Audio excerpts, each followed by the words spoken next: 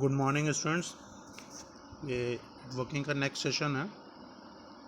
इस सेशन में हम लोगों को डिस्कस करना है कि नेटवर्किंग प्रोटोकॉल जो होते हैं वो उनका रोल क्या है नेटवर्किंग के अंदर। Networking protocols are the rules and regulations that are applied to a network.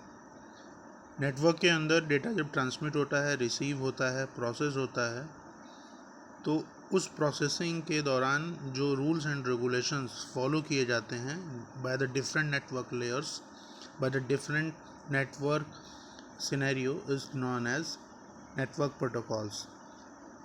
Network protocols are the rules and regulations that is used to decide कि हमारा जो पैकेट डेटा ट्रांसमिट किया जाता है उसका फॉर्मेट क्या होगा, उसका ट्रांसमिशन प्रोसेस क्या होगा, और जो डिवाइस उसको रिसीव कर रही है वहाँ पर किस मैनर में और किस पोर्ट के थ्रू उसको रिसीव करेगा. तो these all are the scenario implemented with the help of this network protocols. Network protocols में हमारे पास कुछ एग्जांपल्स हैं. जो सबसे इम्पॉर्टेंट प्रोटोकॉल है, this is called TCP/IP, transmission control protocol, internet protocol. इस प्रोटोकॉल का यूज़ होता है जब पैकेट्स को हम एक जगह से दूसरी जगह ट्रांसफ़र करते हैं, तो उसको ट्रांसफ़र करने में जब हम उनको कोई भी बड़ा पैकेट इन्फॉर्मेशन जब हम भेजते हैं तो उसको हमें छोटे छोटे पार्ट्स में डिवाइड करना पड़ता है. और जब उन छोटे छोटे पार्ट्स में हम डिवाइड करते हैं तो उनकी हम सीक्वेंसिंग करते हैं, हर एक पैकेट का एक सीक्वेंस नंबर देते हैं. यह रिस्पॉन्सिबिलिटी होती है TCP की, ट्रांसमिशन कंट्रोल प्रोटोकॉल की. यानी कोई भी इंफॉर्मेशन को पैकेट्स में डिवाइड करना और उनको एक सीरियल नंबर प्रोवाइड करना, ये TCP का काम है. और फिर with the help of networking devices, there are lots of networking devices in between the network media. अब उन डिवाइसेस की हेल्प से हम इन पैकेजेस को एक जगह से दूसरी जगह जो इम्प्लीमेंट करते हैं उसमें हमें एड्रेसिंग मैकेनिज्म की यूज़ होती है. तो एड्रेसिंग मैकेनिज्म को इम्प्लीमेंट करने का जो कॉन्सेप्ट होता है वो IP का होता है. This is called internet protocol. So internet protocol is responsible to decide the route and decide the addressing mechanism. तो हम कह सकते हैं कि TCP/IP also referred to as the Internet Protocol Suite is a World Wide Web core communication system which enables every internet-based device to communicate with every other devices. हर एक device को दूसरी device से कनेक्ट करने के लिए हमें जो protocol use होता है वो TCP/IP होता है. TCP/IP दो प्रोटोकॉल हैं जिनके बारे में अभी हमने आपको बताया. तो TCP का वर्किंग क्राइटेरिया अलग है और IP का वर्किंग क्राइटेरिया अलग है.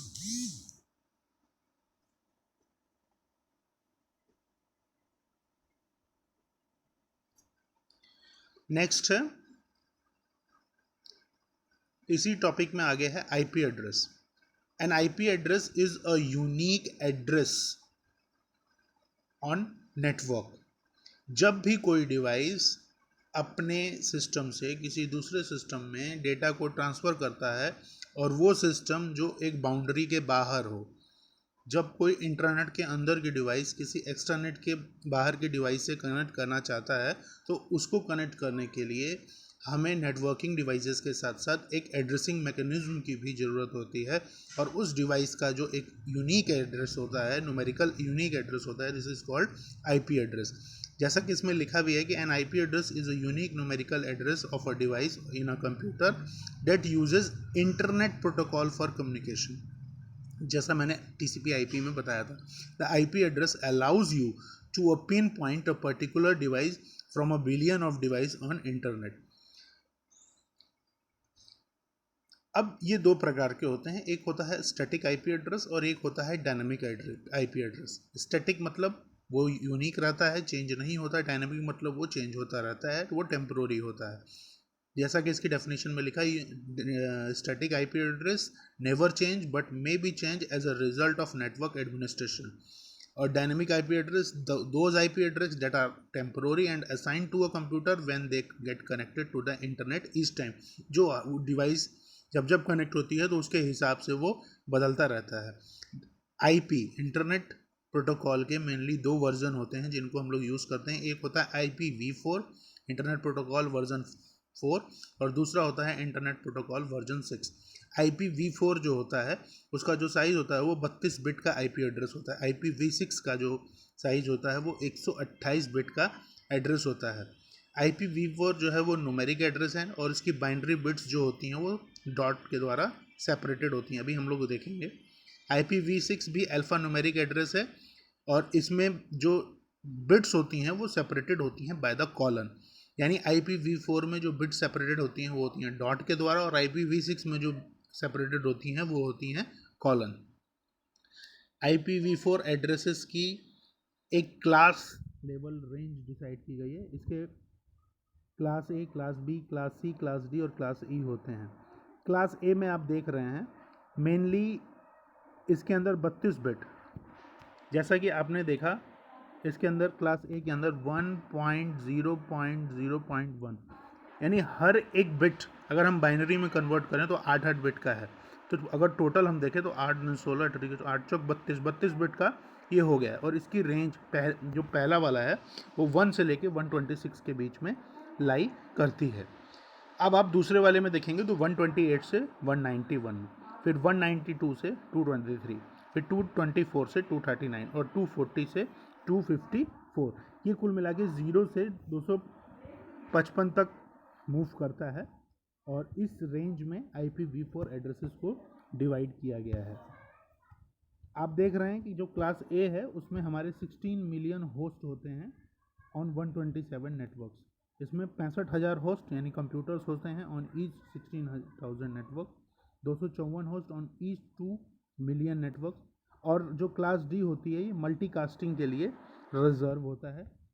क्लास ई जो होते हैं वो this is for research purposes, research development और अदर एप्लीकेशंस में हम इनका यूज़ करते हैं। तो IPv4 की जो रेंज है 0 से लेकिन 255 के बीच में है और उसमें हम 126 फिर 128 से 191 फिर 92 से 223 224 से 239 और जो रेस्ट बिट हैं वो 0.0.01 से लेके 255 मतलब ये जो रेंजेस होती हैं उसमें पहला वाला जो है वो रेंज वेरी करेगी, यानी 1 से 126 तक वेरी करेगी और बाकी रेंज हमारी 0 to 225 तक वेरी करेगी।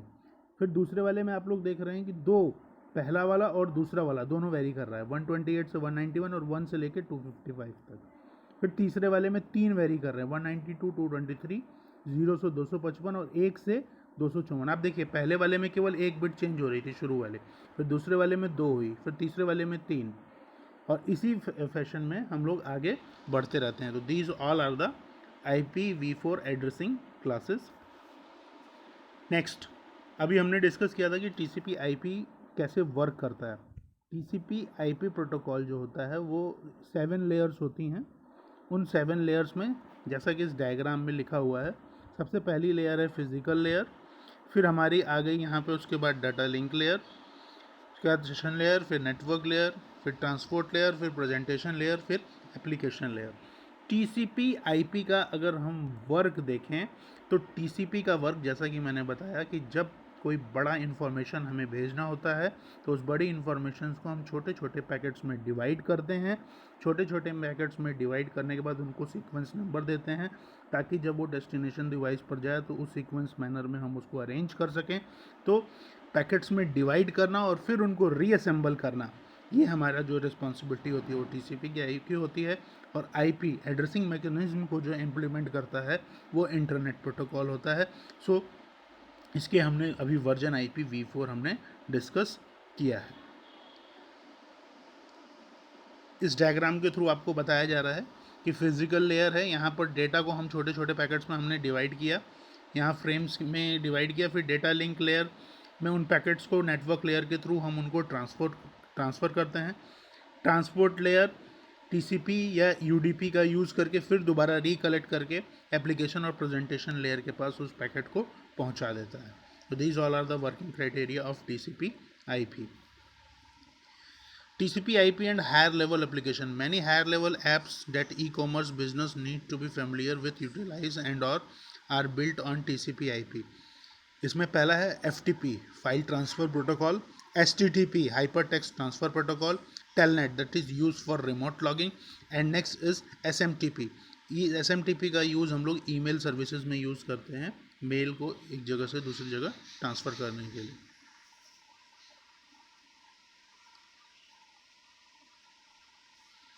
नेक्स्ट है file transfer protocol, FTP. FTP, File Transfer Protocol, is a one of a standard internet protocol that is used to transfer the data file between a client and a server.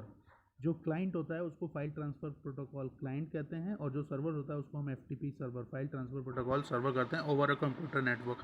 It was developed in early 1970s, which he was a student at MIT. FTP was initially created and allowed for the secure transfer of file between the servers and host over the ARPANET, Advanced Research Project Agency Networks control programme.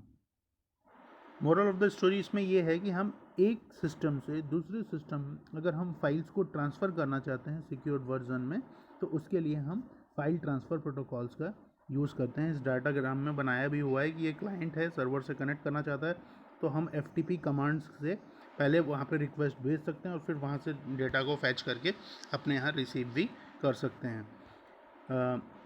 कुछ example FTP clients के हैं आपके पास, जिसमें file जिला है, GFTP है, etcetera.